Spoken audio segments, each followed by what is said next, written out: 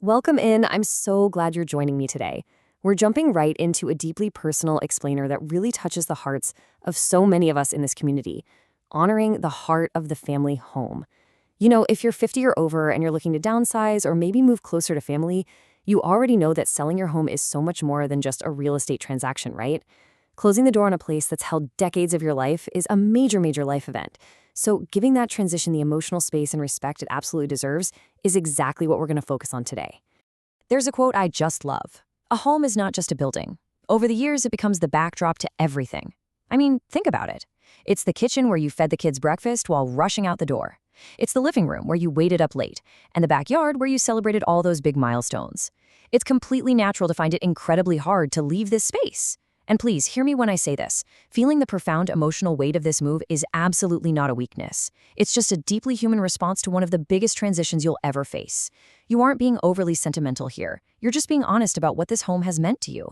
Not mentally, a home represents stability, identity, and continuity for us.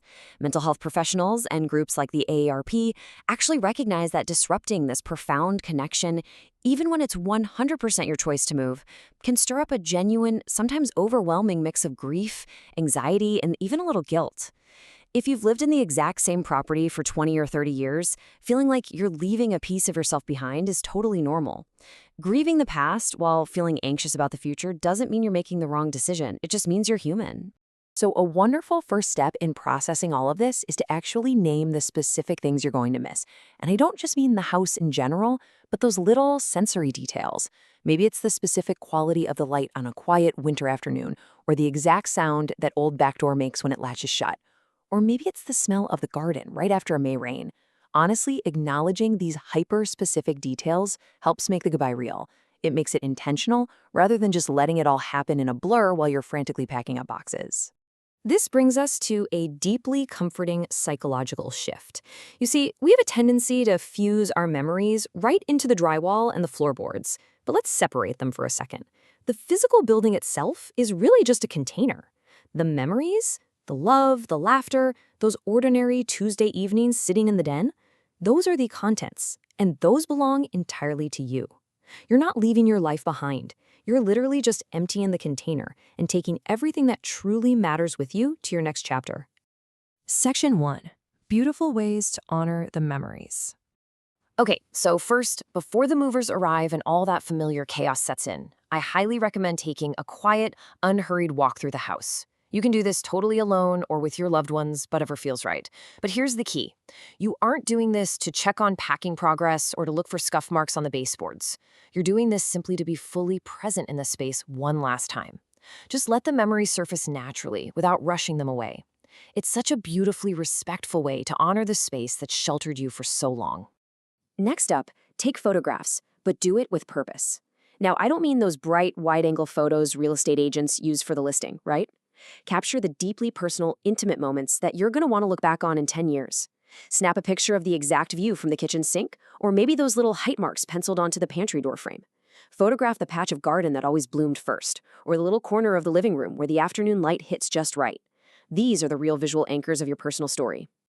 Another really wonderful exercise is to just write something down. You might choose to write a private letter to the house itself, literally thanking it for keeping you safe all these years.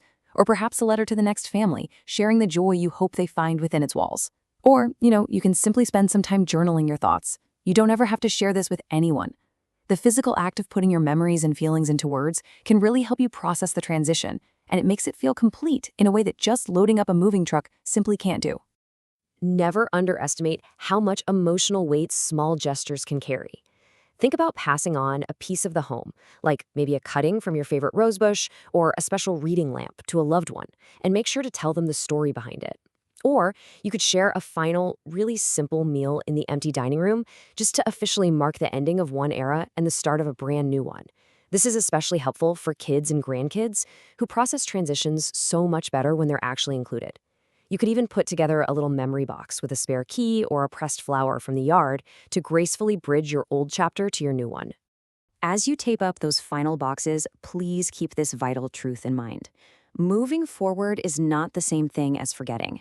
Distance and time don't erase the beautiful life you lived in those rooms. In fact, a lot of the time, distance makes the good memories even clearer and easier to hold on to with gratitude.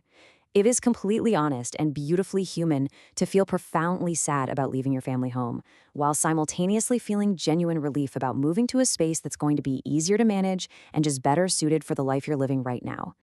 If you're navigating this journey right now, please know you absolutely don't have to have it all figured out alone. I want to offer a gentle, completely no-pressure invitation to check out our Homeowners 50 Plus page. Over there, you can access my free resource library, which is just filled with helpful guides on downsizing, managing the sale process, and really navigating both the emotional and practical sides of this exact transition. It's sitting right there waiting for you whenever you feel ready. The family home gave you what it gave you, and it was absolutely wonderful. But those walls, they were just the container. The real magic was always you, your family, and the incredible love you shared. So, what beautiful memories are you going to carry with you to your next chapter? Thank you so much for joining me for this explainer today, and for allowing me to share in this part of your journey. I wish you nothing but warmth and joy in the beautiful spaces that lie ahead.